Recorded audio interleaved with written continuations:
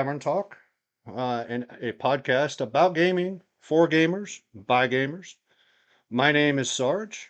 With me today is the infamous, the notorious, the man wanted in 5 countries and 10 states for drive-by feet flashing. Ladies, put your hands together for Oh my god, you're gonna make me. Warhammer Actual. How are you today, brother? What's going on, man? I'm good. I'm good. Man, that was an introduction. Oh man, it's our first episode, brother. Yes, hopefully one of many. Yeah, yeah. How about All right, yourself? How you so doing today? what's that? I said, how about you? How are you doing today? Mikey's like, good luck living up to that intro war. Yeah, right. I'm never gonna live up to that intro, dude. Oh man, I'm still breathing, so I mean it's I'm blessed today. It's a good day, you know. I've been looking forward to this for a while. Been thinking about putting it how to put it all together, and I'm so happy that you decided to go through and do this with me. You know, I think between you and I, we ought to be able to make a good show.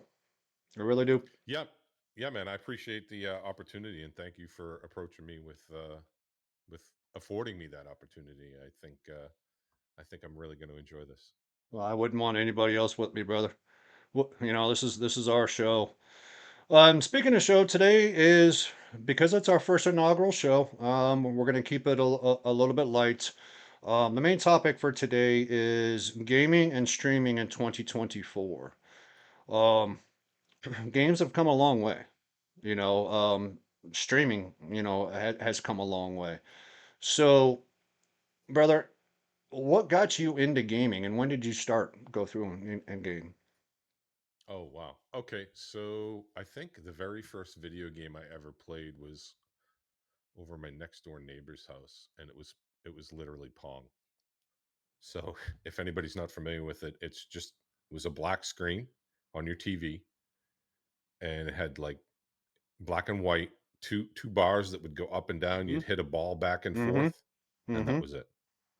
That was my first introduction to video games. After that, I think I really started playing video games probably in 1980. With my parents got me an Atari 2600 for Mm-hmm. Christmas, and Yep. and I think the first game I actually played was Space Invaders Oh yeah. Yeah, I remember that. on the 2600. Yeah. When did you go through and So start on PC games? PC probably.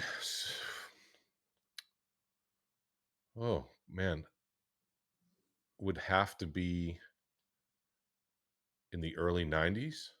Yeah. I don't even remember the first game because honestly, before PC, I was playing on the original PlayStation. So I Mm-hmm. had an Atari 2600, then I had a Commodore VIC 20, Commodore 64, Yeah. and play. They weren't really video games; they were kind of like choose your own adventure books where they were text Mm-hmm. games.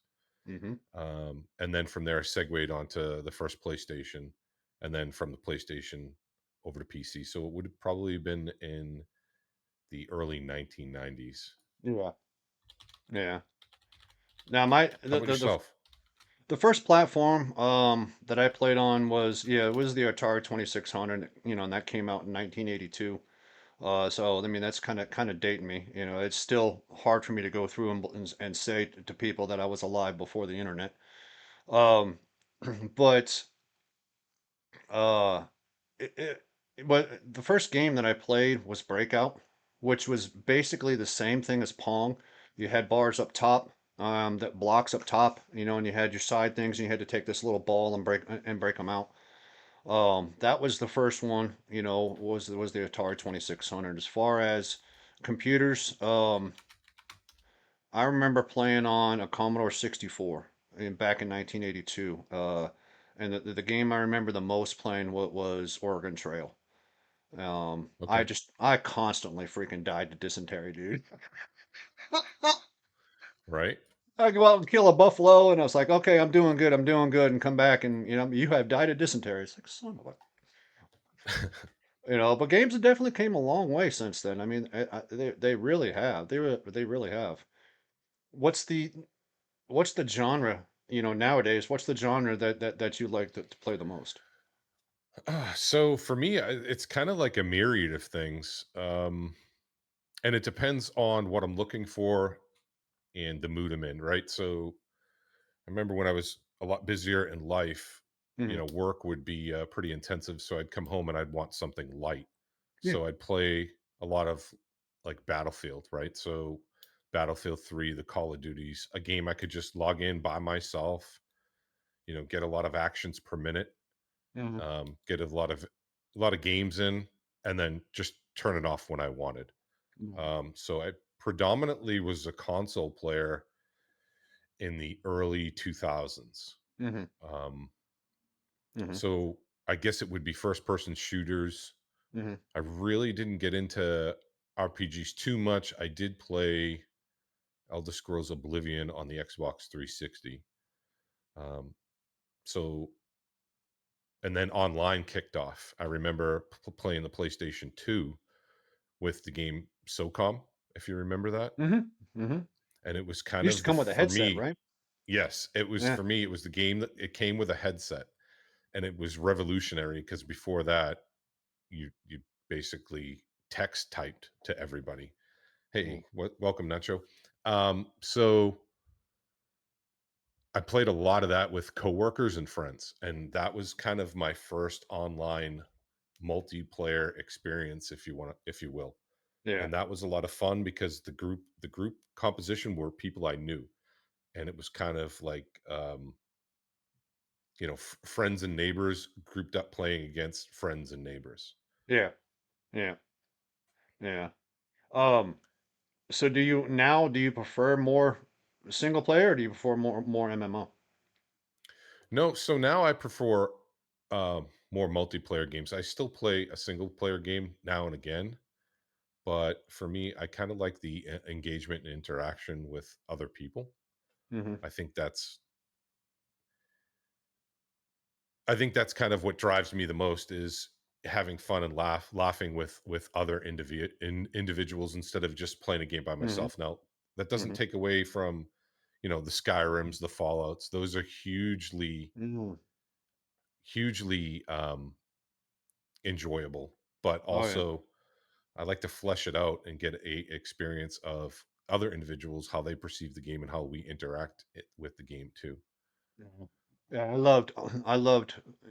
I loved playing Elder Scrolls. I mean, I really did Skyrim. Going through all of that. Elder Scrolls is by far one of my favorite games to have ever played. Yeah, I mean uh it was a solo game. You can kind of somewhat team up with NPCs and stuff like that, but there wasn't a lot of MMO styling. Until later on. Then they went Elder Scrolls Online. All right, but yeah, Skyrim and Elder Scrolls was probably my favorite game, of all time. I still have it. I still play it on occasion. Of course, I don't stream it or anything like that, but I still play it on occasion. I still have a PlayStation 2 or 3. It's the one that comes black. It's about this big. It's not the big circle one, that to where you have.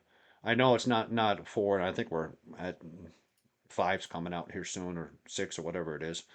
But yeah, I still have that old original console and a lot of those games. But do you remember back when we were kids, you know, on those Ataris, having to Hmm. go through to take every time you go through and push it in there, it wouldn't work. Take it out, and Yeah, you yeah, know, right. and then all of a sudden it would magically work. Yeah, it's bizarre. Yeah, man, The it's just secret sauce of canned air was you blowing into the cartridge. Do you yeah. remember the joystick? How it was? I'm hitting my microphone here, but the joystick was literally like this, Mhm. you, There was and an you had to old push the game. button. Yeah, there And was an and old game, and I swear I still have the scarring in the center of my hand. It was called Decathlon for Atari. All right, and you had that joystick, and you had to hold that joystick, and you had to go like this to go through and run. running sprints and stuff like that, and push the buttons to go over hurdles. Yeah. Yeah. So for me, it was Space Invaders, Pac Man, Pitfall. Yeah. Uh, I think there was Van Zaxxon, if you remember, that came Hmm. out on ColecoVision. Hmm. My Hmm. neighbor had ColecoVision, so I would go over Hmm. his house and play it. Hmm. Um, but I'm trying to think of other titles, man. It's been so long. Donkey Kong, but and Hmm. then Classics. Yeah. my parents got me a Vectrex. I don't know if you're familiar with that. No. What is that? So a Vectrex was it was a self-contained system. It came with its own, I think it was like a CRT monitor, right? It was just monocolored. It was Hmm. one screen and it was green with a like a lime green. And it came with its own cartridges and came with its own wired controller, and it was like a one unit system that you could carry it around with you. It was like the original console before consoles were even a thing. Mm. Hey, welcome Okay. in, Punk. Welcome in, Okay. everybody.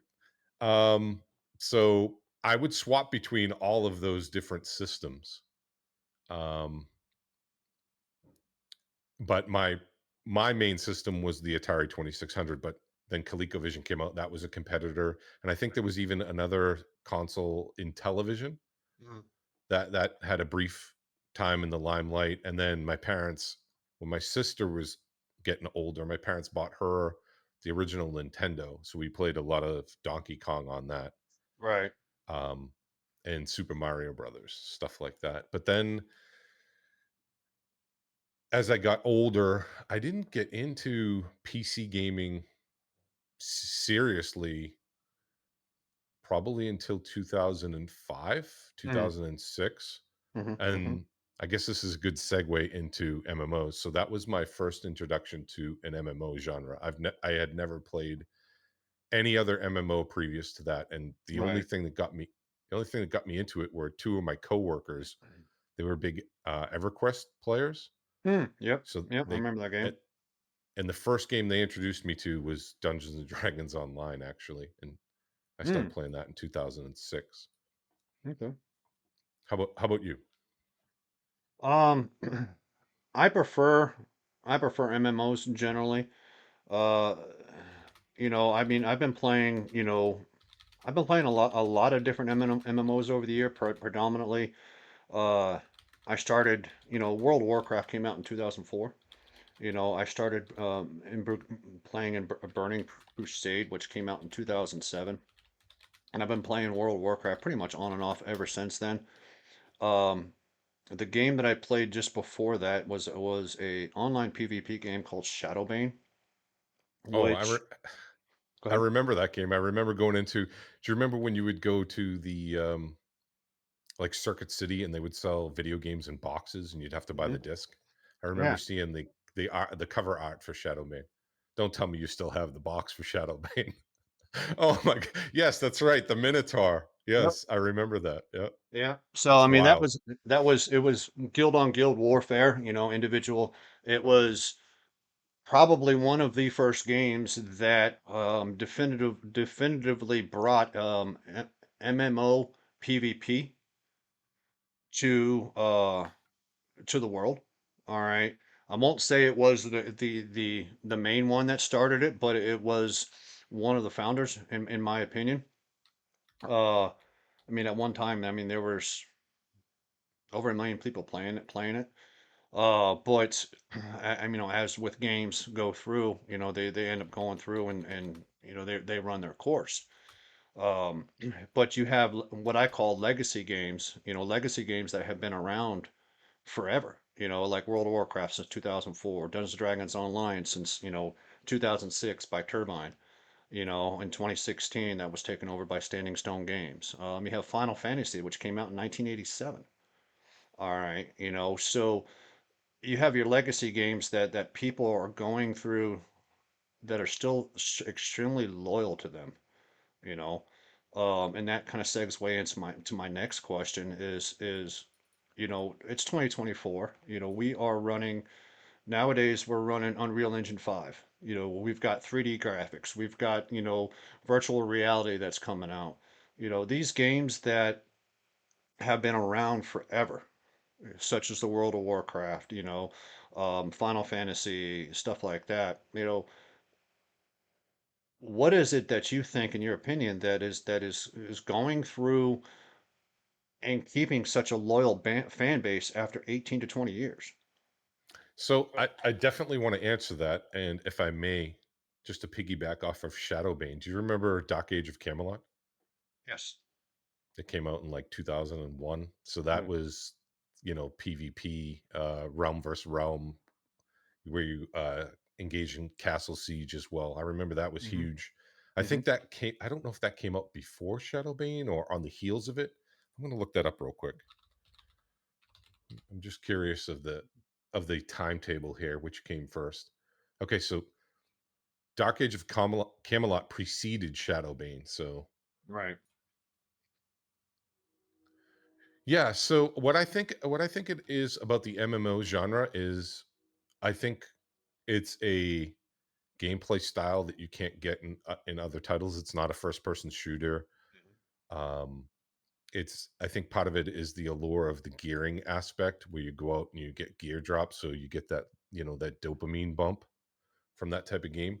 But I think ultimately it's a game more so where you have competitive and cooperative play, and those lend more into your successes or failures Hmm. from cooperating with each other. I mean, the same can be said for a first person shooter, but I don't think you see the the tangible results as readily as you do in an MMO, right?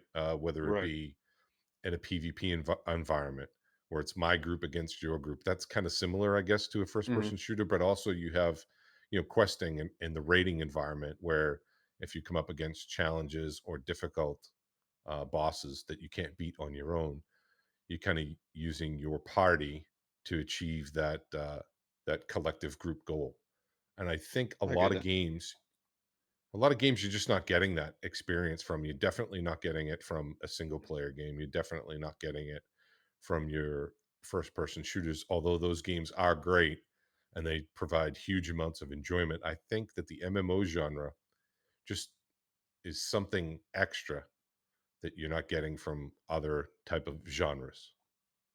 I have a tendency to agree with you. I mean, I think most of what really draws people to the MMO, um, the MMO genre is the again the ability to go through and play with your friends. Um, I have friends, that I call family now that I started playing. I didn't know them when I first started, but I started playing back in Shadowbane with, and he's actually playing Dungeons and Dragons with me now. You guys go through, and I talk about my brother. Well, this is the guy. He's not technically blood to me, but I've been playing games with him since Shadowbane. So you go through and you build up these relationships with people. All right. And having the capability of playing with your friends who you associate with, who you get along with, who you have fun with, it's definitively a lot better than sitting in, yeah, like Modern Warfare 3. Yes, you can get with your friends and you can go out and you can kill people and all that kind of stuff. But MMOs are far more um, group specific. Yes, you can go through and play Dungeons and Dragons Online, Final Fantasy, and World of Warcraft. You can play those solo, but you're not going to go through and get the full experience that you would be able to with an MMO. But also playing devil's advocate there, you know, with the rise of MMOs has also gone through and has flooded the gaming industry with a lot of hate as well. All right, there's a lot of people that you can get into an MMO and like I'll use World of Warcraft for an example, or even going through and playing with random people on Modern Warfare. You know, you'll go through and you die and you suck. delete your account, go away, Yeah, right. So I think there's a lot of positives and a lot of negatives that have come out with MMOs. Um, but far more, it's being able to go through and play with your friends. I agree with you 100%. I think that's one of the main draws, and I think that's why a lot of the legacy games, I call them legacy games, are able to continue to keep going. But on the other hand, you've got a lot of MMOs that are going through and trying to get started, that have modern day graphics, like Ashes of Creation from Intrepid Studios. It's been an alpha for 2 years now. It's been, when it first started going through, it's like everybody was like, yeah, this is going to be an awesome game. This is going to be the next World of Warcraft. It's got, Unreal Engine 5 graphics and stuff like that. It's never been able to kick off the ground. It's still an alpha. It's been an alpha for like 2.5 years now.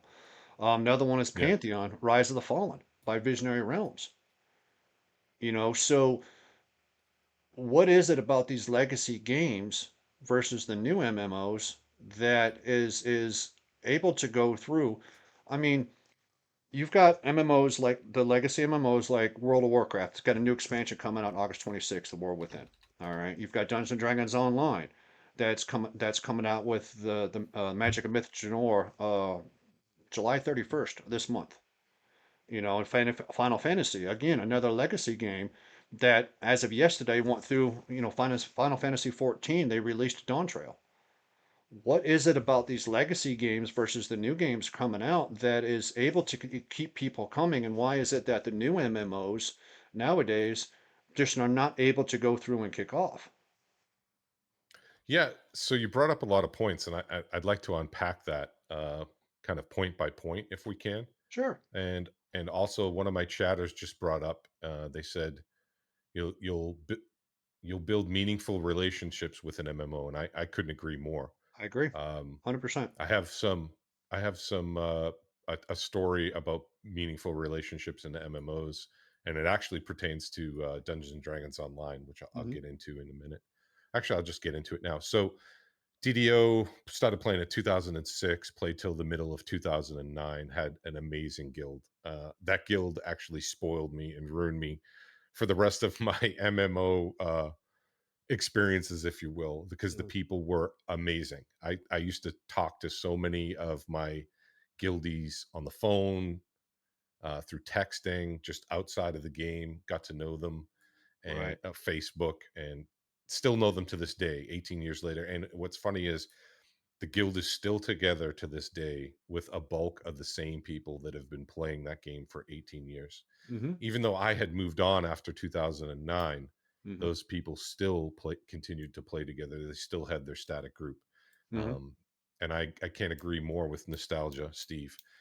You will make connections, I think, that you can have a bond throughout your entire gaming lifespan, if you will. And that was one thing that when I played with people, I said, "Hey, listen, let's just keep in touch, right? Because it doesn't matter what genre we play, you still have spent a lot of time with each other.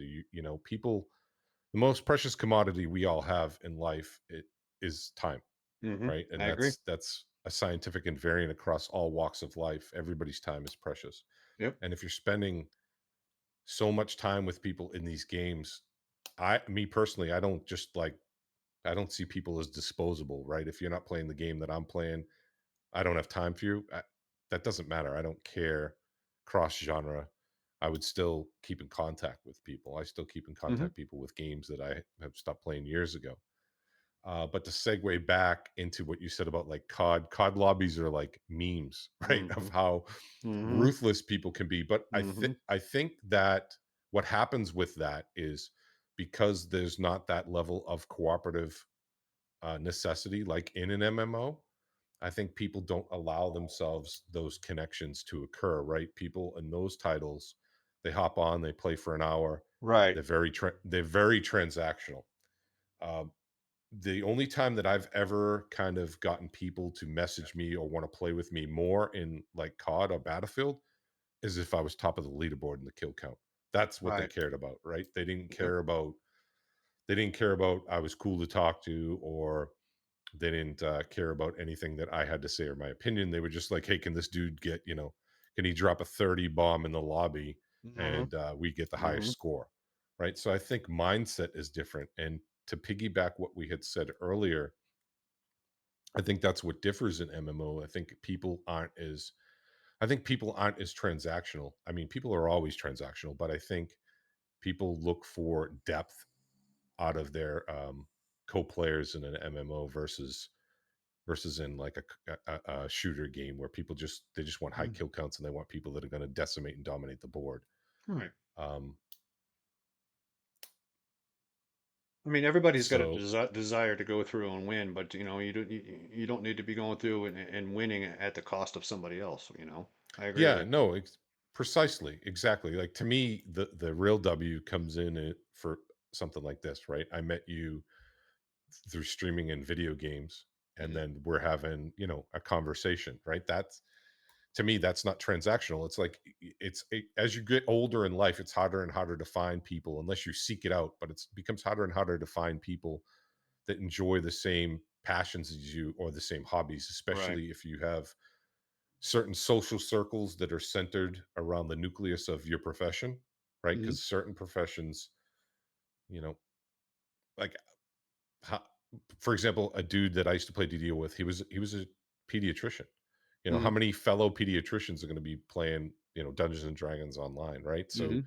he was afforded through that vehicle, the game, he was afforded to meet people from other walks of life, right? People that you would probably not interact with normally through your regular channels, Right. which is which to me is great. It enriches you. Hmm. Yeah, there's a streamer that I go through and I watch. She's actually gone through. Uh, she just got her medical degree.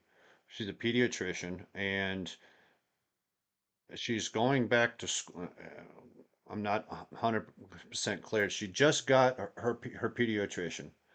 All right. Now she has to go back to school again to go through to get um, more focalization Hmm. in that particular field. All right. Whether it be ear, nose, and throat, whatever the case may be, instead of it just being a general pediatrician, she's going through and getting more specialized. But uh, generally, I mean, those kind of people, I'm retired, so I mean, I don't get to go out often and talk to people and all that kind of stuff. I mean, I'm an introvert, so it's gaming has been 100%, I think, a saving grace for all of the introverts that are out there. All right, because it gives them an opportunity to go through and meet people without actually having to meet them. Eventually the relationships go through and blossom and whatever the case may be. And then you have the other cases like perfect example, Deathy TV. He met his fiance. They are getting married now. Deathy TV is a streamer. He streams a lot of Dungeons and Dragons online, and he met his fiance through gaming. So MMOs give a lot of opportunity to go through and build a lot of relationships. I agree with you. I agree with you. Um, but again, going through and playing devil's advocate, it's just there's also a lot of negativity that could come from it as well. I mean, you know, there's the addiction factor, obviously, to where people will go through and get addicted to going and playing online to go through and be world first at this, or to be, to get silver or platinum, whatever the case may be, for your kill counts. And they do nothing else. They don't take care of themselves. They end up losing jobs and all that kind of stuff. Do you think there's a way that the industry itself, can be regulated when it comes to, like for example, in streaming? You've got a lot of people that'll go through and stream, and they'll get hate on their stream, or they'll get hate in a game. You think there's a way that the industry itself could go through and regulate it without going and really spoiling the gameplay for everybody else? I don't know. I don't know if it's something that could be done from the developer side or the industry per se. I think it's an internet problem, right? I think that people online, they are afforded the luxury of anonymity, right? Mhm. It's easy for me to talk, you know, slanders or talk smack behind a keyboard if you're not face to face, right? People have those certain social filters or behavioral filters completely, in most cases, removed, right? Mhm. They'll do or say Mhm. anything, whether it's in tweets or whether it's a post on a video. And predominantly, I think people online are far more negative than they would be in person. People are I agree. also I amazing agree. online too, right? But Yeah. I think if you're human nature is if you're afforded, you know, the opportunity to come out of your shell or do and say things without any real consequences, Mhm. that people, I don't know if the word empowered is the correct word, but I think people may lean into that, especially younger people, more so than, you know, obviously if you were doing a couch co-op, right? If you're talking shit to me and we're playing a game on the couch and I could just turn over and take an immediate corrective action against Mhm. your against your behaviors, that Mhm. then, you know, you're going to apply your own brakes and your own filters. But removing those wheel blocks online, I think you know you it kind of runs the whole spectrum. You are seeing, you know, it's funny you say that because you are seeing that now that I know an Xbox on the home screen now, there's a thing where you can actually report inappropriate behavior or inappropriate Mhm. comments while you're in an Xbox party, Mhm. which is it's I don't want to go so far as to use buzzwords like censorship, but I think it's good that Xbox per se, and I hate using, you know, buzzwords, but you know, creating a as trying to create a safer space for people to play because it is important Mhm. because um you have children and young adults that play these, right? You never know who's getting into that party lobby or the audio feed. So Right. I think I commend Xbox on that, that and they have been banning people and, you know, limiting their ability to play with others online if they violate some of the rules. So I agree. I I think agree. that's a step in the right direction. Yeah. I mean, I agree, and I think a lot of the gaming industries, like prime example, World of Warcraft. I know you can go through and you can report people. You know, I think the developers are going through and attempting to go through and help alleviate those issues, because I know you could go through one, you can block people. All right, you know, you could go through and you and report people, and I know that there are people that uh at Blizzard Entertainment that go through and handle, you know, those kind of complaints. And I've seen over the years, I've seen in multiple MMOs, I've seen people go through and get banned for harassment or whatever the case may be.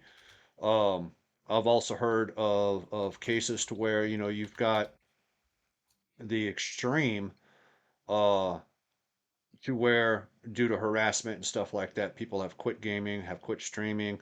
You know, even as God forbid, gotten to the extreme, you know, have it has affected their life personally, and you know, they have gone to extreme measures.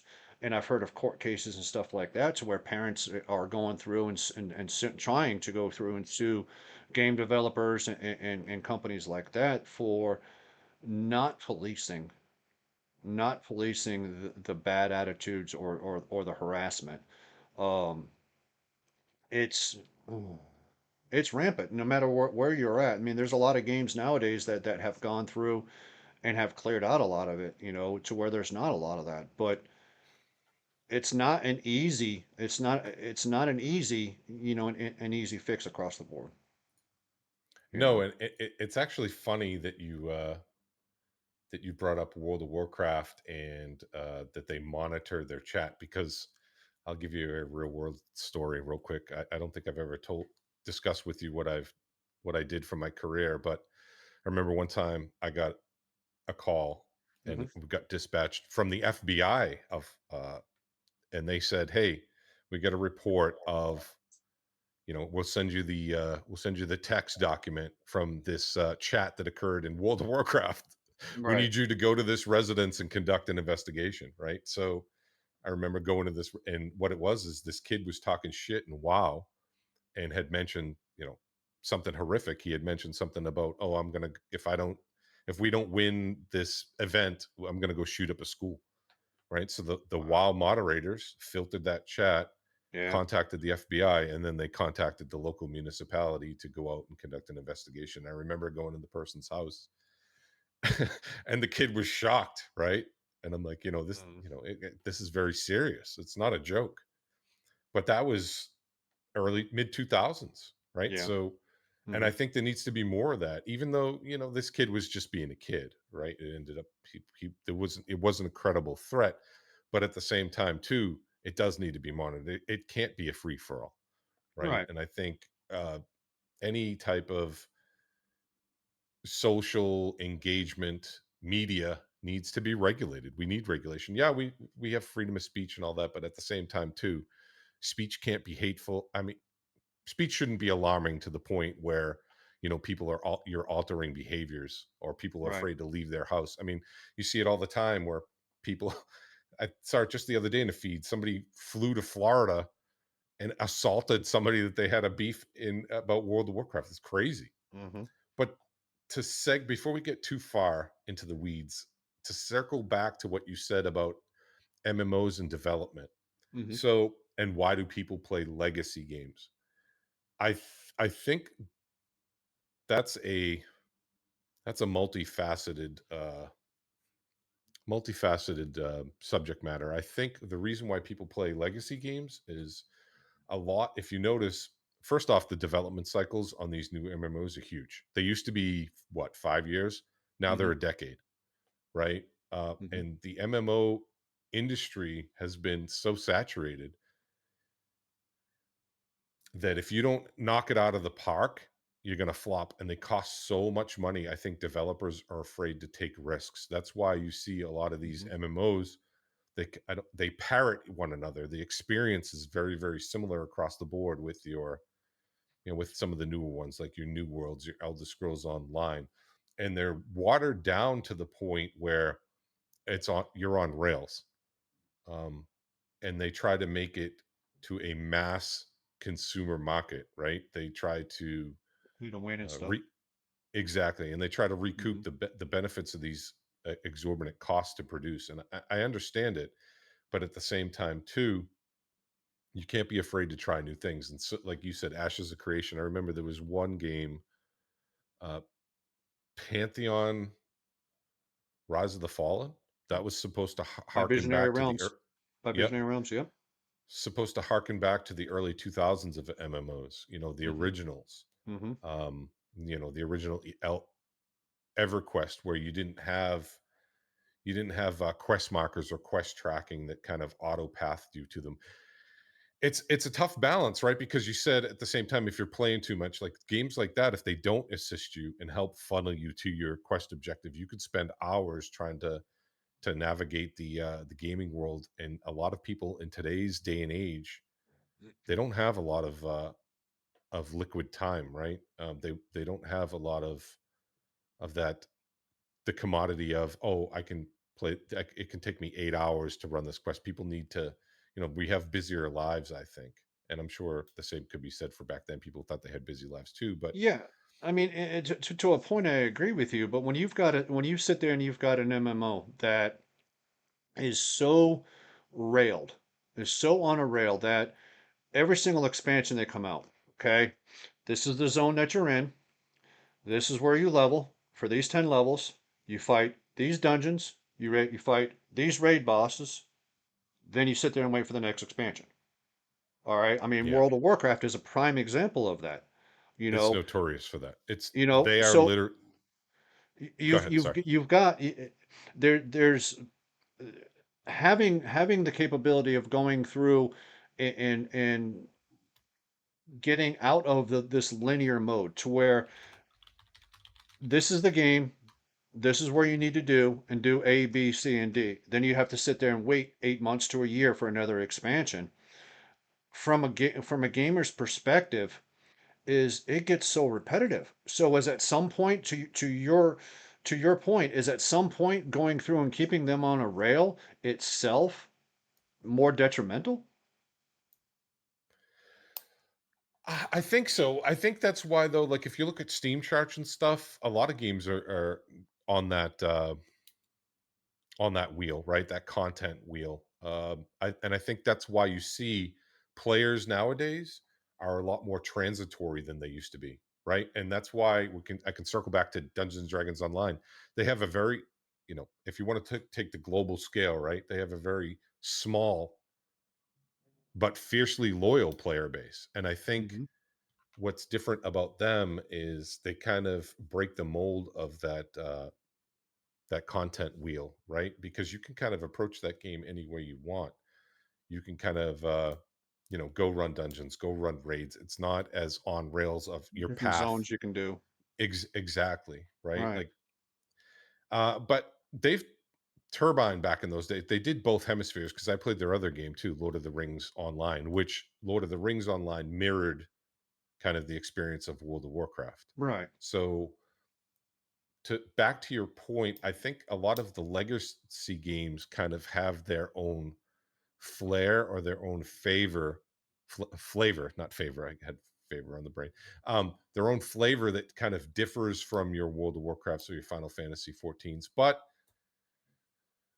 look at how successful World of Warcraft is, right? I think what even now, I think they probably have 15 million players or something. So they got to be Right. doing something right. But Well, I don't know. It's a tough one because a lot of people have tried to replicate that formula, and mhm. there hasn't been a WoW killer to date. Right. I mean, utilizing your point for Dungeons and Dragons Online, I mean, that was one of the things that, I play it, and that was one of the things that drew me to it was the capability of being able to go through and go to any zone, really, to be able to go through and level. There's different options that you can go through and do, but ultimately, if you look at Dungeons and Dragons Online, you still have a linear path. A bit looser, a heck of a lot looser. I got a sneeze coming. Excuse me. Bless you. A, a lot looser than than a World of Warcraft. You go to certain levels, you go to these to get this gear. Certain levels, you go to here. It's the same linear path, but it's a broad linear path. Whereas World of Warcraft, you've got this. Dungeons and Dragons Online, you've got this, but it's still basically the same thing. So is the best thing for these MMOs to go through and do is to have their own flair, but follow the same footprint, if you will, that these legacy games, is that what's going to go through and make, like Ashes of Creation or Pantheon, that's going to make them successful, if they ever go through and release by going through and following that footprint? Is that the right thing to do? Because there's a lot of games that back to your point, there's a lot of games that are going through and being pay to play. All right. Um, One of the things that um, a lot of MMOs are doing is the base game itself is free to play. Okay, but to get yes, you can go on a free to play and you can get all the way up to max level, max rep, and then there's a lot of stuff, a lot of content for you. But to get to all of the content, you got to pay for it. Yeah. So So is it baiting to pay, or excuse me, baiting to play a good model to go through? I guess it's like it's like your local drug dealer, right? Your first hit is free, and then get you hooked. But to at the same time, to hit on that note, the subscription model too, it's kind of weird because it works for World of Warcraft, but I think that's kind of a model of the past. So I don't Hmm. mind the free to play and let them make their money up in microtransactions if they're not egregious. We can get into that, but I want to segue I back mean, to what do something. you mean What as you far as egregious? Well, certain stores, right? They hide behind certain, I would say, inalienable features that should just be part of the game. They put behind a paywall, right? For case in point, trying to play DDO as a free to play player. your bank space is limited, your bag space is limited, and Yeah. they really, really push you towards opening up your wallet, right? Swiping to be able to, because in a game where you have so many unique items and so many clickies, people are going to become hoarders, right? Me personally, I try to lean that stuff out and not fall into the pitfalls of, oh, I got to have this much bank space, I got to have that much bag space. Like Elder Scrolls Online, if you become a VIP with them, they double your bank and bags. They double your bank space. Your bag, all your crafting materials, it's basically a bag of holding. It's unlimited, Right. right? So that has more built-in value to me than, let's say, the DDO model that I think is a little bit more egregious because they want you to keep swiping to only get increments of bag or bank space, right? Instead of like a large chunk, like where in ESO for $15 a month, all crafting materials you can, it doesn't matter, it's to infinity, you can stack those. Right. So that's value, and in my opinion, not as egregious. But to circle back to your previous point with MMOs or with any game, and you'll see this in the industry now, it's a tug of war back and forth. Is, I think, if you're developing a game, you have to really a know your audience, right? There's been Mm-hmm. what, 25 years Mm-hmm. of data that you can parse to kind of see Mm-hmm. trends and kind of see where players are putting their time. So to me, it You would got to be listen to your audience too. exactly. And you have to define your target audience. Who is my target audience? If you're trying to appeal to everyone, then you're kind of really appealing to no one. And that's Um, not to interrupt you, but honestly I think that's what a lot of what Final Fantasy does, and a lot of what DDO does is the developers and stuff. They actually really listen. They really do.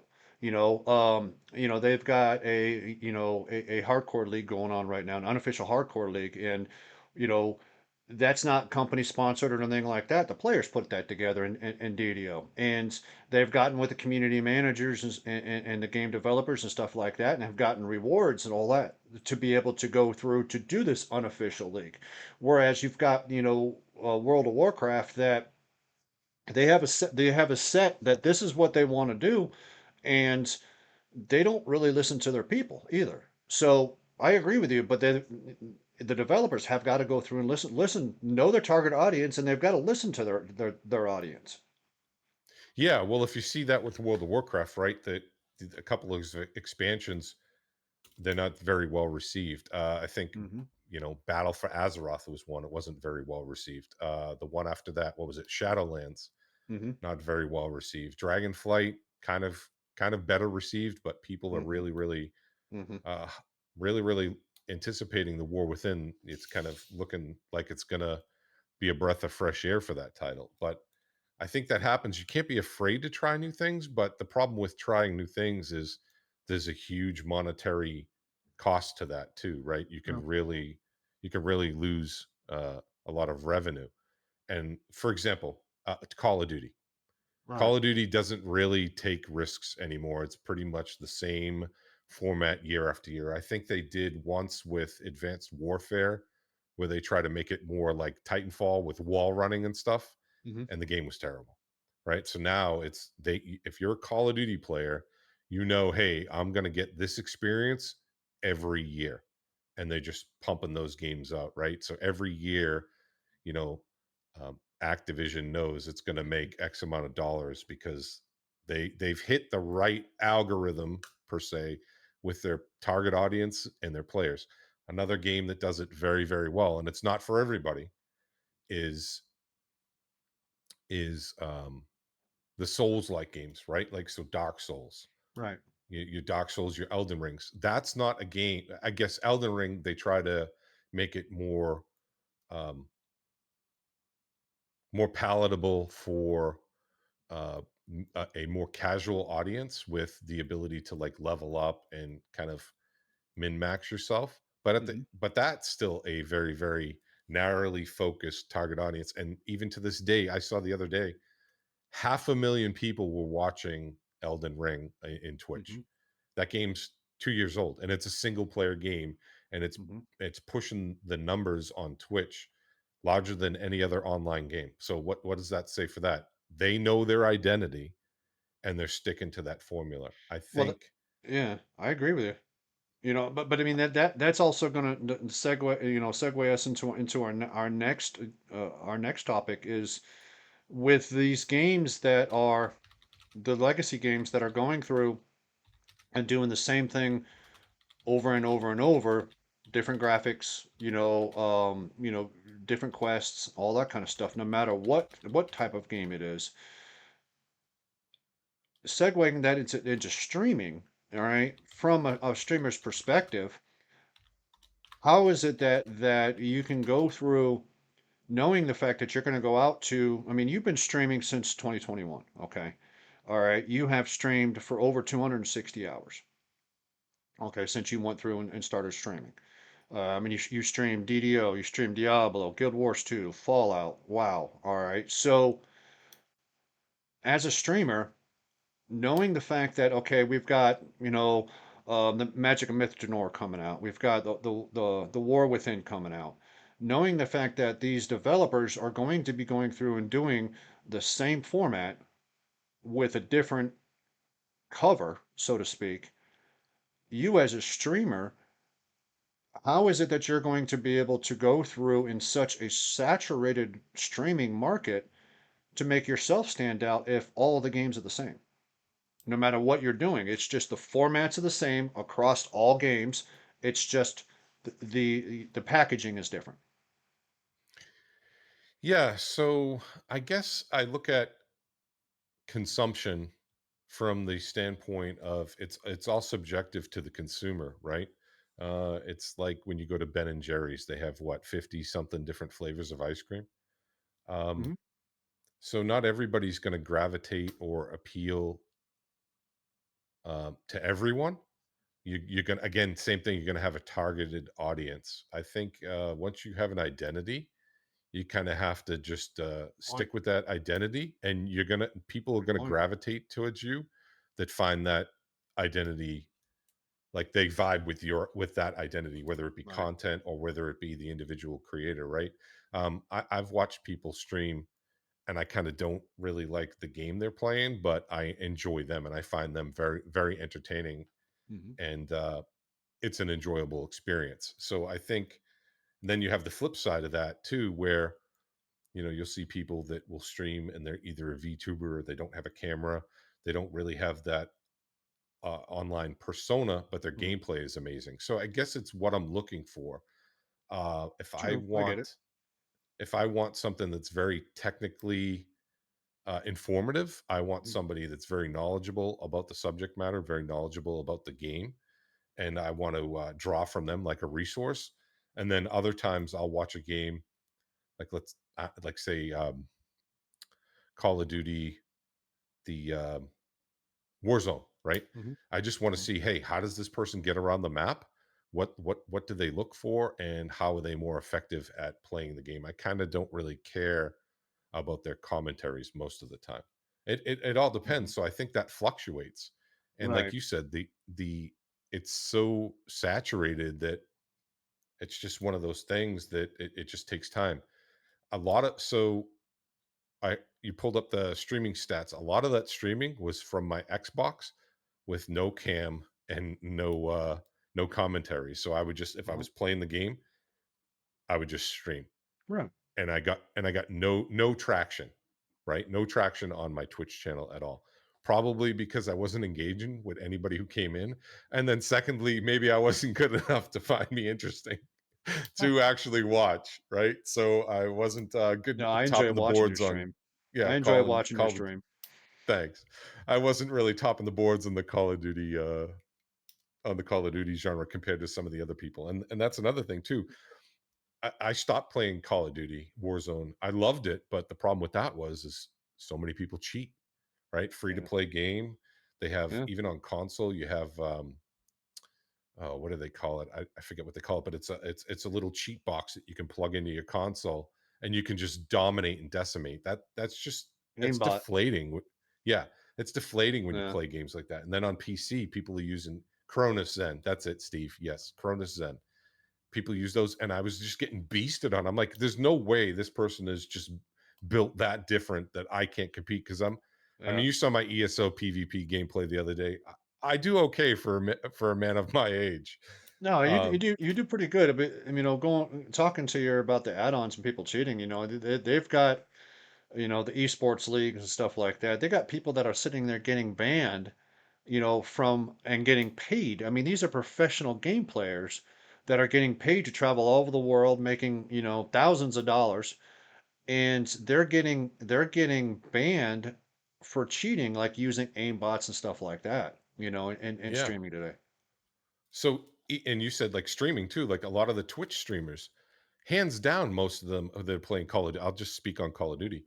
Most of them are cheating. They're using wall hacks. They're using aim bots, and it's for content, right? Like, Mm, Why would somebody want to go watch Warhammer Actual who's not using any cheats, who's like mediocre compared to this other dude because on of the feet. Twitch that's like yeah, because of the feet, that's beasting on everybody, right? And his gameplay just looks like next level, right? But they don't understand. Well, I'm sure they understand, but that person's using cheats to achieve that level of Yeah. god tier gameplay, right? And it does make for more engaging, Twitch channels. So, I mean, there is that too, right? So there's a reason why certain people. There's one Call of Duty streamer who has been accused of cheating, and they have like 2 million followers, right? It's because their gameplay, Mhm. it's fast, it's exciting, it's exhilarating, but it's also not really humanly attainable unless you are using those cheats. And that's why, when they go to like a COD event, and they're streaming it there, you're like, is this even the same they don't even look like the same person. When they're at the COD event or a LAN event, they're literally a bot. And when they get home and they're on their Twitch feed, they're a movement god. Yeah. So Yeah. so Well, I I mean, that goes. I didn't want to say the name, Steve, but you're 100% spot on. I mean, that goes Absolutely. that goes into you know followers. I mean, the big one of right now the world's biggest streamer is Kai Cenat. All right, Yes. and he's got 11.7 million followers. And if you've ever watched his stream, you know he has developed his own persona, his own personality, his own style. All right. And I think a lot of new and upper now I haven't been streaming for very long, but I think a lot of new and up and coming streamers, you know, that are trying to go through and break into you know into it, uh they have a tendency to go through and just mimic other people. All right. They'll go out and they'll watch a particular streamer and it's like, okay, this is succeeding for them. I'm going to go through and duplicate this and do the same thing. But it doesn't work for them because people aren't stupid. They see that, you know, hey, this other person was already doing this. Now this other person wants to go through and do it as well. So as a streamer, what is it that each individual could go through and do to set themselves apart from everybody else? Honestly, I so for me, through navigating the waters of life, what always has turned me off of anybody is the used car salesman approach, right? You ever go to a car lot and they just badger you, or they hound you, or they're like your best friend and you just met them 5 minutes ago?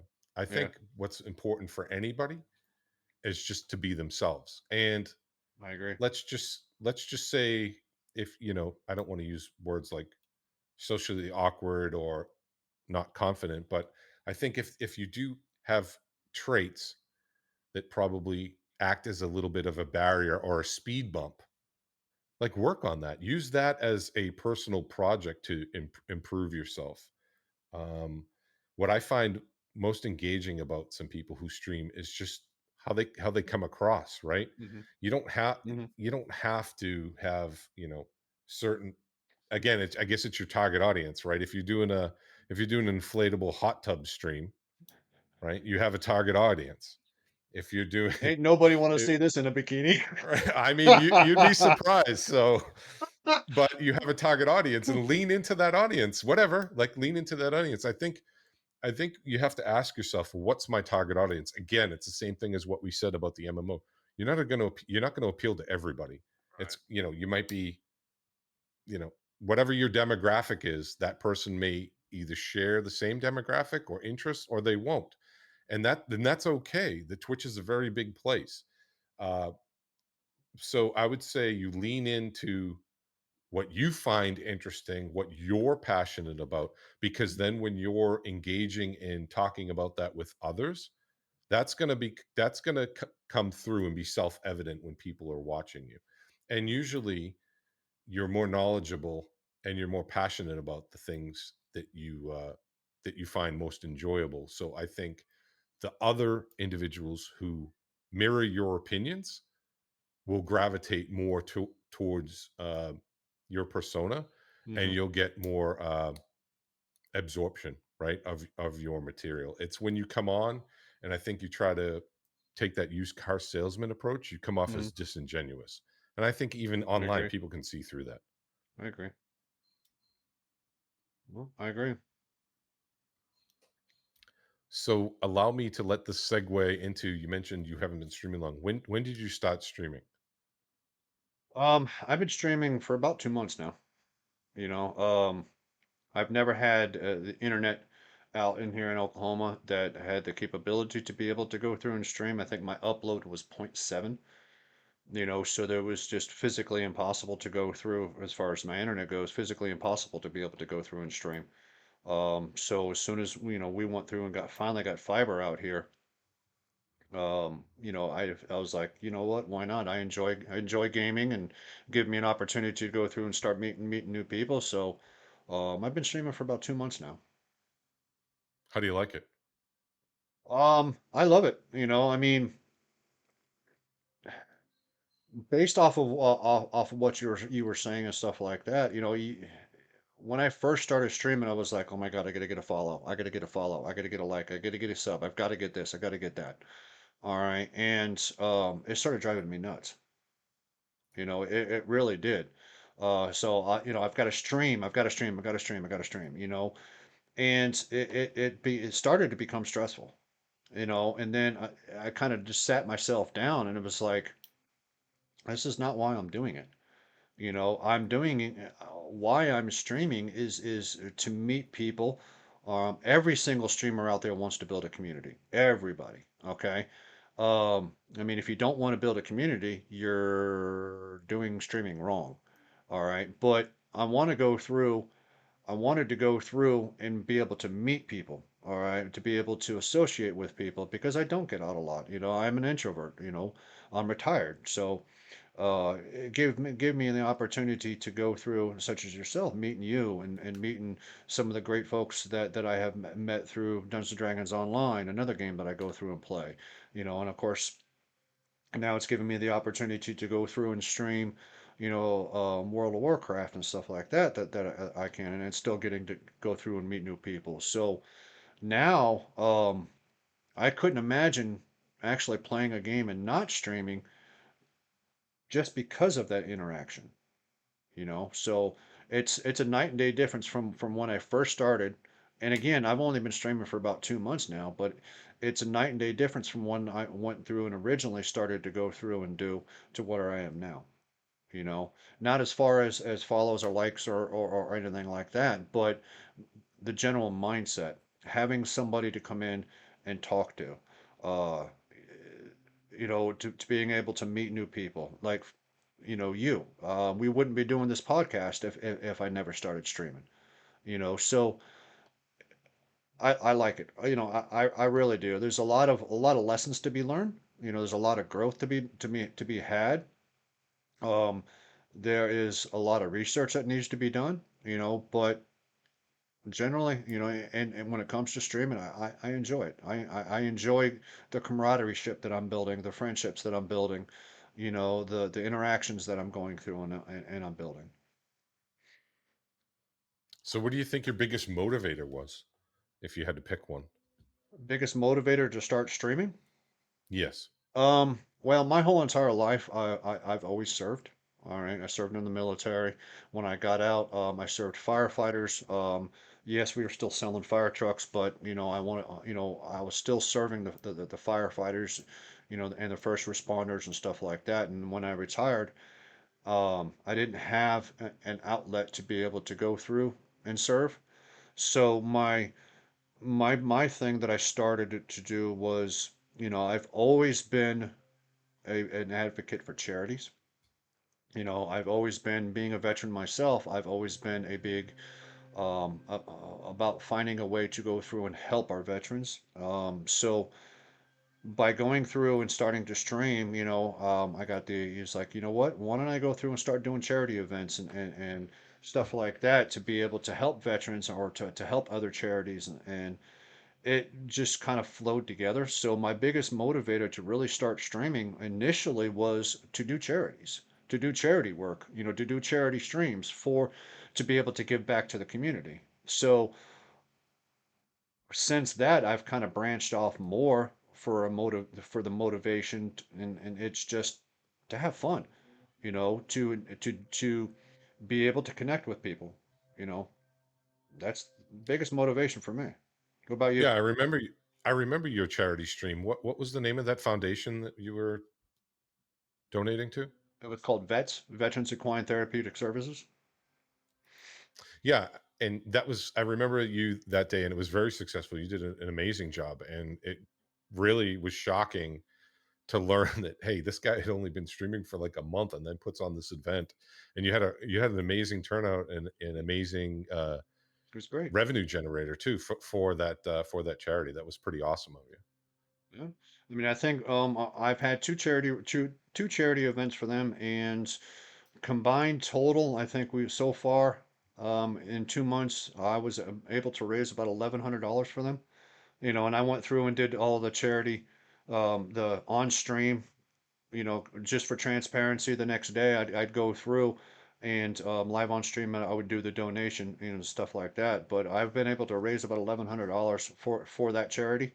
And of course I am looking at doing some stuff for other charities as well. So yeah, it was successful. I mean, there's a lot of the communities that I'm involved in now that really stepped up to go through and participate and to come over and show support. And it's very humbling, the generousness of people. You don't hear it on the news nowadays. Nowadays it's always negative. But there's still a lot of a generous heart, especially within the communities that I run with most of the time now. Just how giving, and how much they care about each other, and they care about each other's streams, and how much they care about veterans and stuff like that. So it's definitely uplifting. Oh, that's awesome, man. Yeah, I remember seeing it, and you did such a great job with it. I appreciate that. And So. you have some planned in the future as well. Yeah, I mean, I'm always working on things on the side, so I do plan on having another charity stream probably here within the next month. Um, I don't want to, I want to kind of spread the wealth, if you will. I mean, that's kind of a bad phrase to go through and say, but there's other charities out there that need help as well. There's other people that need help as well. So I am looking at doing different charities down the road. I'm always open to suggestions from communities and stuff like that. But you know, ideally, I'd like to be able to get to a point to where I in about a year or so that I'm able to do a charity a month. That's my goal. That's admirable. That's 12 Yeah. a year. That's I think you could definitely help some people out, whether it be whatever charity event, right? In any vein, like you said, there are other charities you'd like to get behind as well. hmm That's I awesome. just I just don't know if I could go every single month to do a charity event and have to sit for 12 hours every single event. Yeah, right. I do remember you did it for 12 hours. I was like, man, I don't think I could sit down for 12 hours now, It's but tough. It's tough. yeah, It's tough. especially, so myself, right? So I first, like you said, I started streaming in 2021, but that was like it was It is, just Mikey. it it's just one of those things where I streamed on the Xbox. So I didn't seriously start streaming until February. And I told myself, right, I started playing Dungeons and Dragons again. Okay. And I said, well, if I'm going to play DDO, I'm going to stream, right? Because I want to branch out and meet people in the DDO community and kind of get back into the game. And I think the best way in today's day and age would be through streaming. And I that was the single best decision I ever made because I have met so many incredible people. And Hmm. I have done things that I probably wouldn't have done. You Hmm. had mentioned Cozy Bean, right? Hmm. So PAX East is hosted in Massachusetts, right? In Boston. Got to And drive the that's car. yeah, right. That's where I live. I don't know if you could tell from my watered down accent, but um I'd never gone, right? Even though it's, fif- 15 miles away, I'd never gone. And Cozy Bean from streaming was like, you have to go. You absolutely Hmm. have to go. And at first, I didn't want to, right? Because I'm typically shy when I meet people, right? And I'm apprehensive to go out and put myself out there and meet people that I don't know Hmm. because I'm very reserved and quiet. Hmm. And I'm like, you know what? I gotta go. Cozy's right. This is probably even if I never go again, I have to take the opportunity to go. And I Hmm. went, and I tell you, it was awesome meeting people from that community. They were amazing. Cozy Bean, Nacho Wench, meeting. I met Strim Tom. I met Voodoo. I met Hmm. Maverick the Gamer, and so many other countless people. And it was just, oh, I met a dude that I used to watch all the time stream Elder Scrolls Online and do YouTube content. And I was at the bar standing there, and he was there with his fiance. And I'm like, "Hey, wait a minute, are you Nephis?" And he's Yeah. like, "Yeah."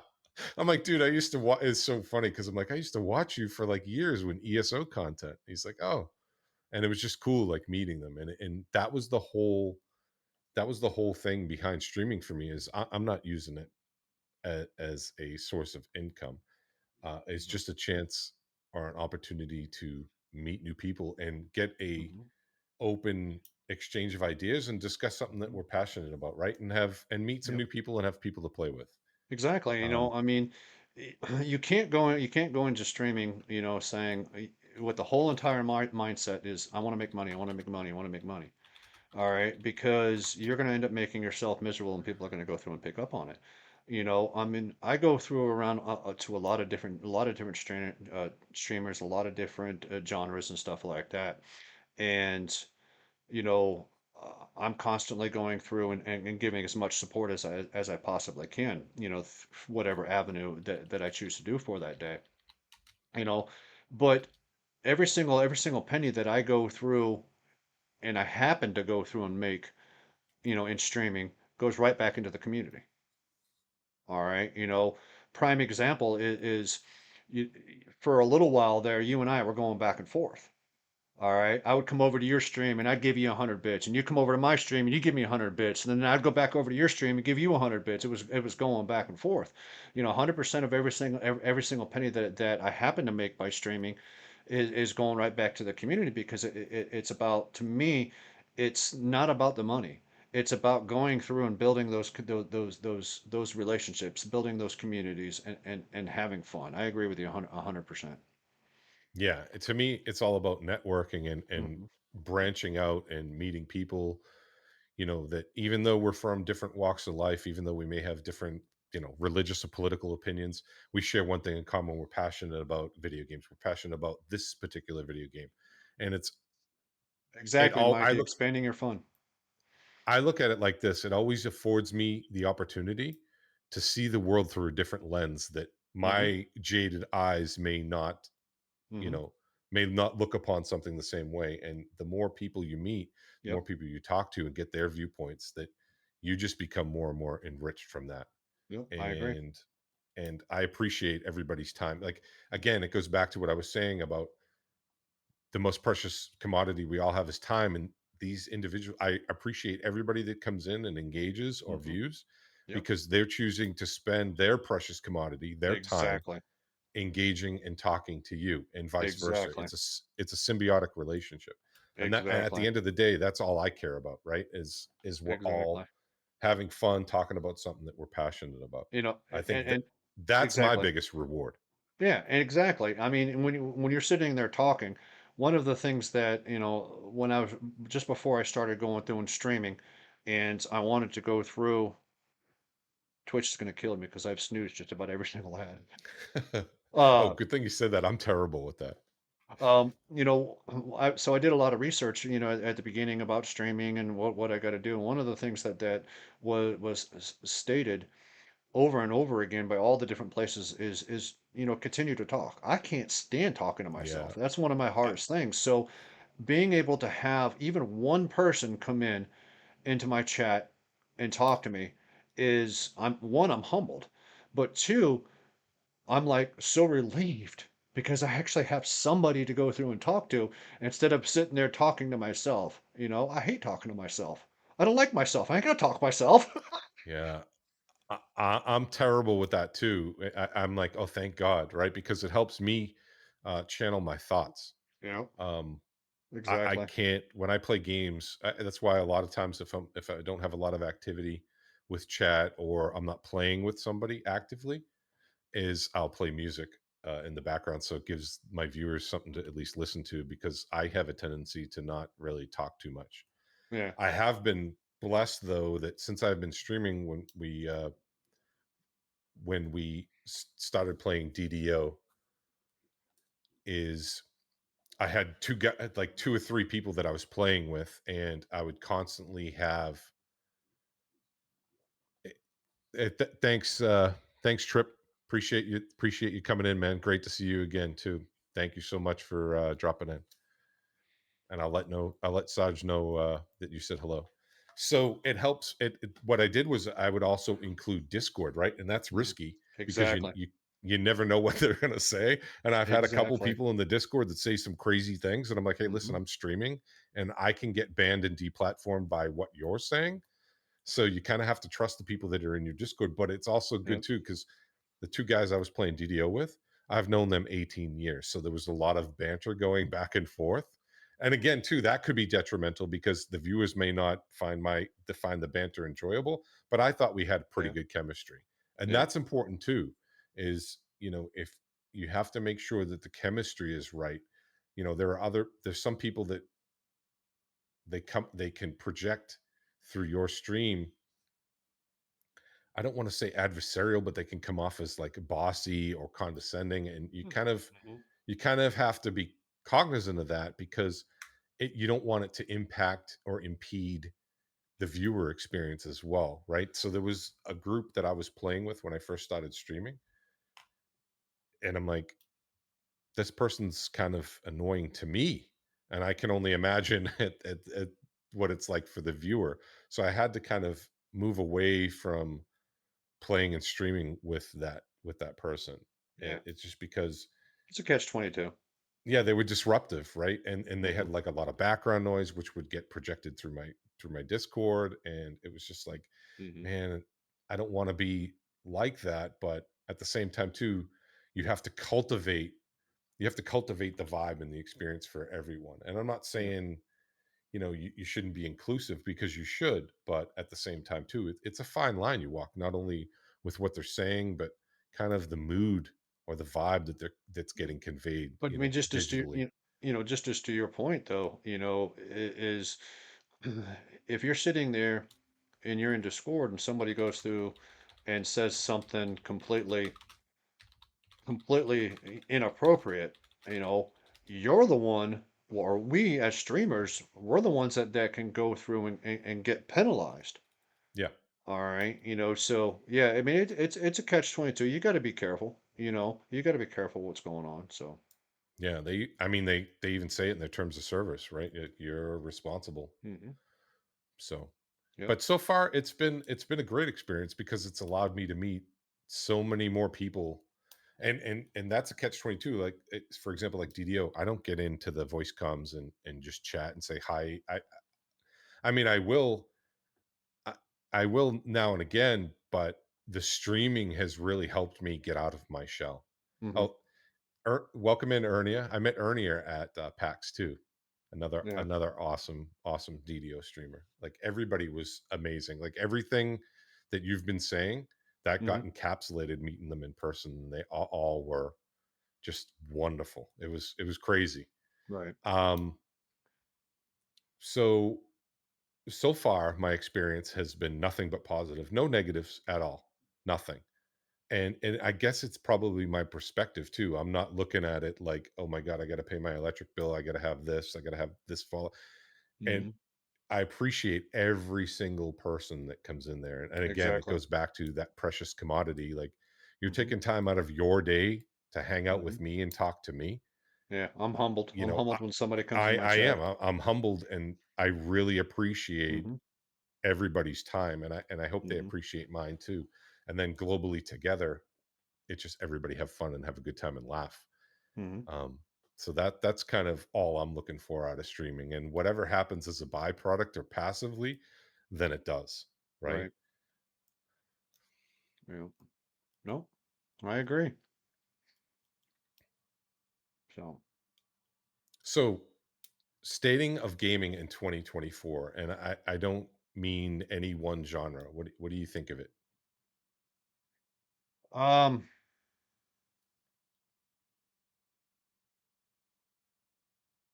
I mean, that's a very, very broad question. I can, there's a lot of potential, if they go through and focus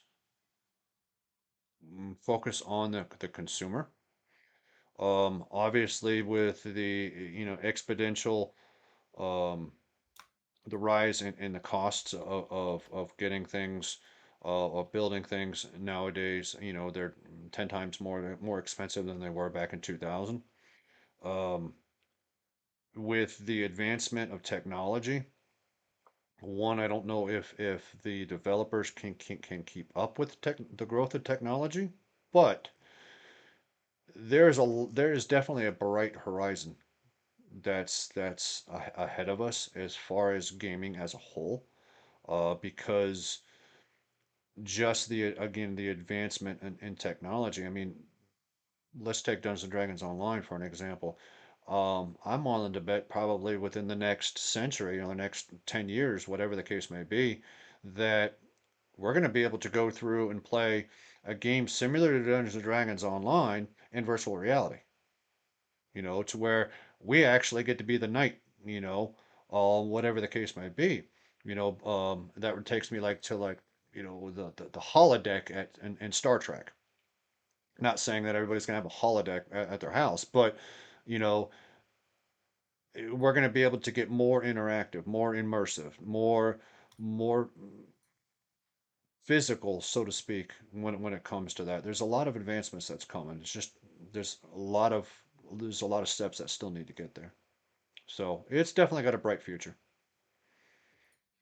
Yeah, I agree. So I think it's in a great state, probably the best state it's ever been. But at the same time, too, I don't want to say it's in the worst state it's ever been, but it's in a state that has me concerned. And I think what the biggest concerns for me are two actually. So for me, it's microtransactions Yep. and politics.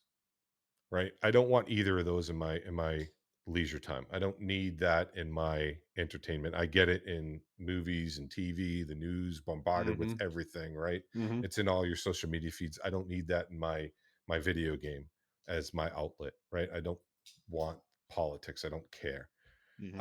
And then microtransactions, like for example, if you take Battlefield and you take Call of Duty, I remember when those titles like Modern Warfare 2 or Battlefield 3, you just loaded in and you played a soldier, right?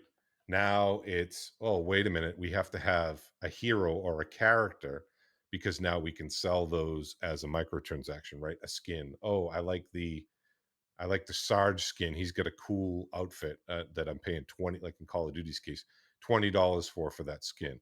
Mm-hmm. I get it, right? Mm-hmm. That's something that's voluntary, but at the same time too, that's a huge it's a huge marketing scheme on behalf of the developers that's just like free money. Hmm. That's Hmm. like I think Call of Duty last year made something over like $1 billion just in microtransactions alone, and Right. that's all just passive income that's free. That's not really bringing anything to the game. That's not any new game design or new levels. That's just something that just pads their pockets, right? Hmm. And I think sometimes, a lot of times, it kind of detracts from the game. I know in Call of Duty, I don't want to see, and I'm going to use celebrity names, but I don't want to see Nicki Minaj in my Call of Duty game, right? I don't, I don't need to see, Well, the you, you guy you don't want from, you don't want to go through and have the gun going, yeah, like shooting ice or cream cones. however she does it. I, I don't need the guy from Scream. I don't need Freddy Krueger. I don't need Lilith from Diablo in my Call of Duty game. Yeah, I get why I they get it. do that, and I understand how it can become popular, but at the same time, too, there's something to be said, and this is going to harken back to a point that you brought up about um, legacy titles, right? There's something to be said about those older titles that just had an identity Hmm. and they adhered to that identity, and that really gravitates with me. Hmm. It's when you vary too much from these identities. In Call of Duty, they have like laser guns or it shoots out gumballs, 64 pixel bullets. You're deviating too far from your identity to me. Yeah. No. And and that's why for me, I go back and play a lot of the older titles because the newer titles are just they've lost some of that identity to me. Um, I mean, I do understand why developers do that, but at the same time, too, but that's going to be up to the consumers to help rewrite that ship, right? People need to stop. They need to speak with their wallets. So Hmm. I'm worried about gaming in the future and that aspect that it's not necessarily so much about entertainment as they just see it as that revenue wheel. I Um, get that. there's there's been talk of the next Battlefield is going to have kind of like advertisements in game, like legit advertisements while you're playing the game that you're going to get. We get enough advertisements. We get advertisements in Twitch. We get advertisements in Hmm. YouTube. It's just too much. Hmm. You're just constantly bombarded with everybody competing for your wallet, and that's what I like about the older games is that didn't happen. They competed for your wallet by releasing an expansion, you know, and I'd like to Hmm. see the gaming industry rewrite that ship and kind of come back to the center where it's not just all about the money. And if you see, you talk about inflation, games have been $60 for Jesus, what, 25 years Hmm. now, but now they're starting to creep where you're seeing these huge 120, $130 bundles. Yeah, you don't need to buy it, but I did recently see a game that I do play that I'm just going to call it out there. So Hmm. DDO, right? Hmm. Their newest expansion, you have your $40 price point. That gives you a race and it gives you access to the content. Well, Hmm. there's other aspects of the content that's locked behind a pay tier, right? So I'm interested in the archetype of the Chaos Mancer. That's locked behind the $80 entry price point. $80 just to get an extra class? I mean, Diablo 3 released a Necromancer and the class was $15, right? You're Right. charging me 80? 80 is more than the price of a full-size game for an 18-year-old title. Right. I don't know. For me, it's hard for me to open up my wallet and spend that, right? And then you have like the $130 version. I get that developers, everything costs more nowadays, and people are probably being paid more money. So they probably have to increase prices. But at the same time, too, there's consumer expectations and what's been the industry standard. You still have games like Guild Wars 2, their expansions, $25, and you get everything. Black Right. Desert Online. Every class that they put out, it's free. It's absolutely free. Right. So I would like to see that course correct. But to play devil's advocate here, yes, I completely agree that the microtransactions, or the gameplays, to be able to get to the full access to the class, utilizing your DDO example. To me, that I think that's hurtful. But again, it's these transactions, these microtransactions that, in my opinion, are what is also keeping the game alive. That that is fair. I will concede that, and I do know that. Hey, look, um, these are the price points. You don't have to get that stuff. You can buy things a la carte. I do get that, and I do get that if that was any other title, the game would have already been shut down and the doors would have been closed. Right? There's been other MMOs that's already happened to. WildStar Online, that thing Hmm. came and went within a year. Was already shut down. Hmm. Um, I do get it.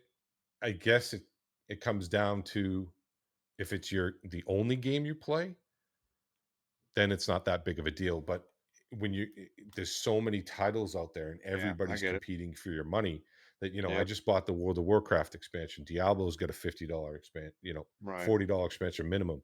I just spent $60 on the Elder Scrolls Online expansion, but at the same time too, I mean, it is on me, right? I'm choosing to make these purchases, Right. and hobbies cost money.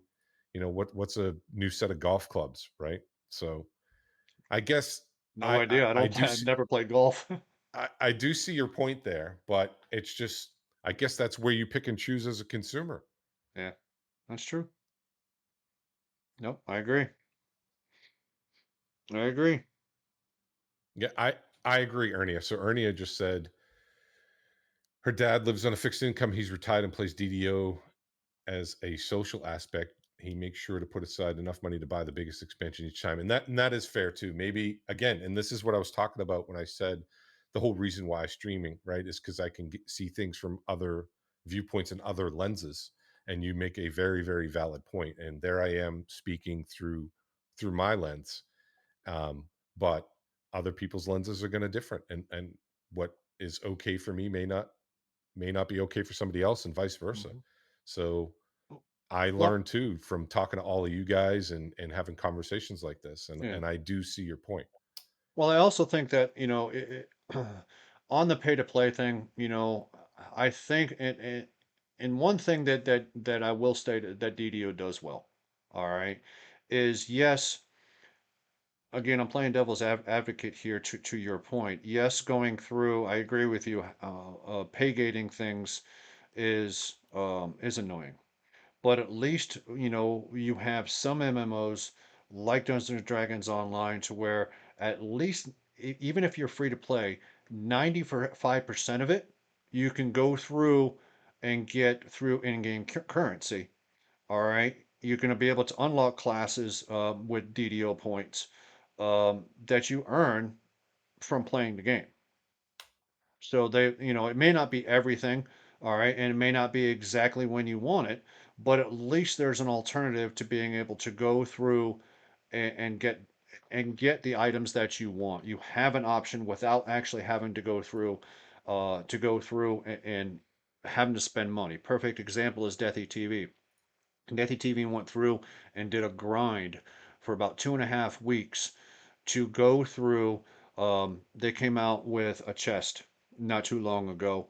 All right, that had a lot of goodies and stuff like that in it. And it wasn't the VIP awards, and but it was something that you would go through and buy out. You could buy with cash, if you had the DDO points. But he's never been able to go through and afford one, so he went through and him and his friends went through and grinded for about a week and a half to 2 weeks to get over 5,000 DDO points to be able to buy the stuff, you know, through the store. So at least there's an avenue, that people can go through.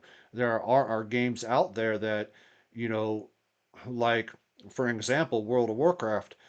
The only way to get the stuff out of the DDO store, I mean, out of the World of Warcraft store, is to pay cash. There's no way in game to be able to go through.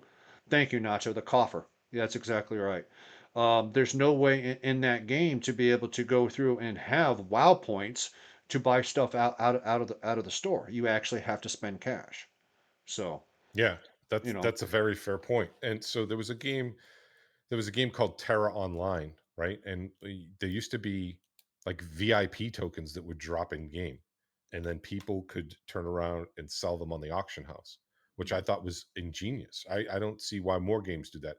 Make it a rare drop, but the players would turn around and sell like 30 days of game time. Like in DDO, for example, you'd use you know a VIP token that would drop in game that you could sell in the auction house for money, and then that would afford a free to play player, if they had the in-game coin, they could buy Hmm. you Just as know their Blizzard does, subscription.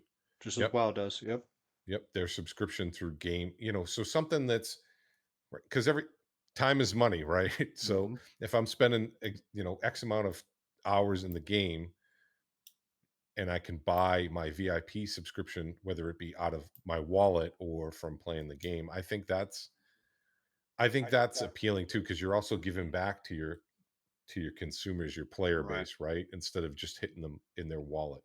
If they're Right. if they're populating your game world and they're making your game more alive, then what do you care if they're using in-game currency to buy a VIP Hmm. subscription for 1 month, and you make them rare enough that your whole market now isn't you're not losing too many VIP subscriptions from Right. real money. Right. That is true, Ernia. Backdoor access, absolutely. So w- I just have one more point, and then I'd actually like to maybe open it up to the viewers. Where would you like to see gaming go in the future besides virtual reality? I got Nacho stated in Guild Wars 2, you can exchange currency from in-game to paid and vice versa. Yes, I like that. Like, bring down those firewalls, right? Let people kind of choose how they want to navigate and engage in your content with. A little more Hmm. of that. That's where I'd like to see gaming in the future. My big thing, being a console slash PC player, is me personally, I would like to see more crossplay, right? In today's day and age, I think that crossplay shouldn't even be a factor. The consoles are just as powerful as some of the PCs out there, Hmm. that I would love to see developers kind of retool and focus maybe some of the older titles, or definitely some of the newer titles where everybody's playing together. Case in point, Elder Scrolls Online, right? So PlayStation has its own mega server, Xbox has its own mega server, and PC has its own mega server. You can't play across any of the platforms, Hmm. which is unfortunate, because I have friends that play Elder Scrolls Online on PC. I play it on Xbox, but I can't play with them because there's no crossplay. Now Diablo 4 launched, and they have full crossplay. I have friends that play Diablo 4 on PlayStation. I have friends like Workane TV, he plays on PC. Uh, BJack plays on PC, and I can interface with them seamlessly through crossplay. That's where I would like to see gaming go in the future. Yeah. Well, I agree. Well, I definitely agree with that. I mean, with today's technology, they need to be able to figure out, I mean, there's got to be a way to most of the MMOs that I go through and play World of Warcraft and DDO and others, Guild Wars 2. There's so many different options. How are you going to go through and convert that into an 8 button controller? You know? It's not as hard as you think, right? It's really not. Having played games like that, like Elder Scrolls Online on controller, I got on World of Warcraft the other day and hooked up my controller, and it runs great. It's just they need to retool some of the UI features and some of the buttons. Black Desert Online. So Black Desert Online, another crossplay. So PlayStation can play with Xbox seamlessly, but they can't play with PC. I wish that you could play with all hemispheres, but Black Desert Online is like a World of Warcraft, where you have like 24 skills that you have to rotate Hmm. through, and you can do that seamlessly with a controller on Xbox. You just like Hmm. hold like left bumper, right trigger, and then your X Y A B buttons, right bumper, X Y A B triggers. It Up, can be up, down, done. down, It's just left, right, BA, yeah, yeah, start. not that. The old cheats, yeah, not that, but it can be done with intelligent UI and controller key mapping design, hands down. Yeah. All right. So I'd like to afford the opportunity. Anybody listening or tuning in would like to field any questions or have any focus points that we may have missed. If you guys want to type in chat, we'll answer those for you. We'll appreciate the engagement. If not, we'll probably be wrapping up here very shortly.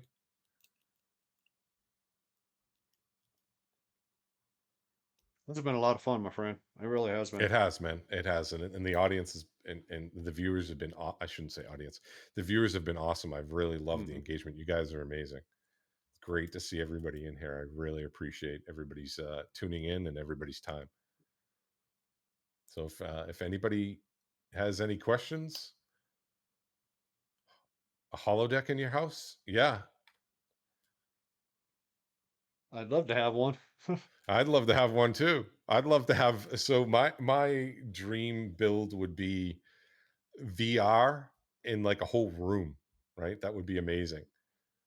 Well, I don't think I the technology's there yet for VR.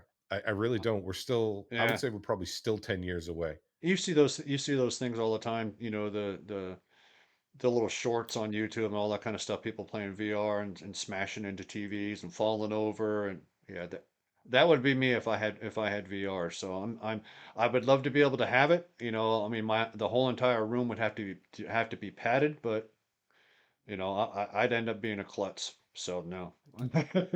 Yeah, the Boston Dynamics robot dogs, they're going to come and take over the world here soon. When Skynet gets activated in 2028, we're all in trouble. Absolutely. So I think we have an announcement. So episode 2, we're going to have a special guest, Nacho Wench. Nacho Wench, I am looking forward to having you on and getting your viewpoints on things. It's going to be great. We'll be reaching out to a bunch of fellow streamers, friends, and players to uh, kind of get their viewpoints too. So be prepared for some DMs here. Yeah. No, no, no, no, no. So we're not being totally DDO centric. Obviously, a lot of us have met each other through DDO, but a lot of us who play DDO also play other games. So we also want different perspectives and viewpoints on gaming globally and other games as well. So we're not just hyper focusing on one title. We'll be discussing other games people Mhm. play, other interests people have in their gaming hobbies and habits too. So Mhm. the the floor is kind of open. We don't want to just narrow in on one game. Saj, do you have anything? No, I mean, I appreciate everybody coming in, and spending their time with us. I know that your time is valuable. Warhammer, again, thank you, brother. Thank you for doing this with me. Um, that's about all I got. Nacho, thank you very much. The next episode is July 17th. Yep. So I just want to thank everybody for being in here again. Thank you for your time. Thank you for your engagement. Saj, thank you so much for asking me to do this with you and affording me the opportunity to, get to know you better and have these Hmm. candid, I organic look forward to more. conversations. I had a blast, absolute Yep. blast. The next episode we'll have Nacho Wench. We'll get her experience with streaming, gaming, some of her favorite titles. I know she plays Dungeons and Dragons Online. She also played Guild Wars 2. So I'm very, Thank you, very Mikey. excited about July 17th and looking forward to hearing what Nacho has to say. Brother, don't forget to raid. Absolutely. You are absolutely correct. Let me see Let me right go ahead and now. raid out here as And, well. and I'm not rating you. So let Right? me see who's on here that we can Um, raid. We got Strim Tom with 61, Cozy Bean with 42. If Tough with 8 in the DDO genre.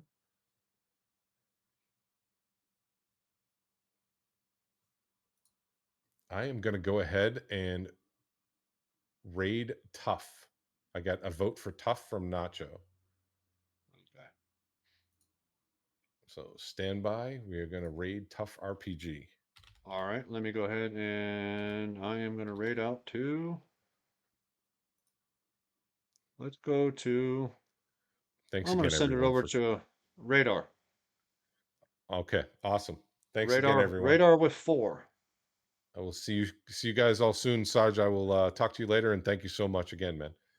All right, thank you all. I appreciate you. You all take care. See ya. See you guys.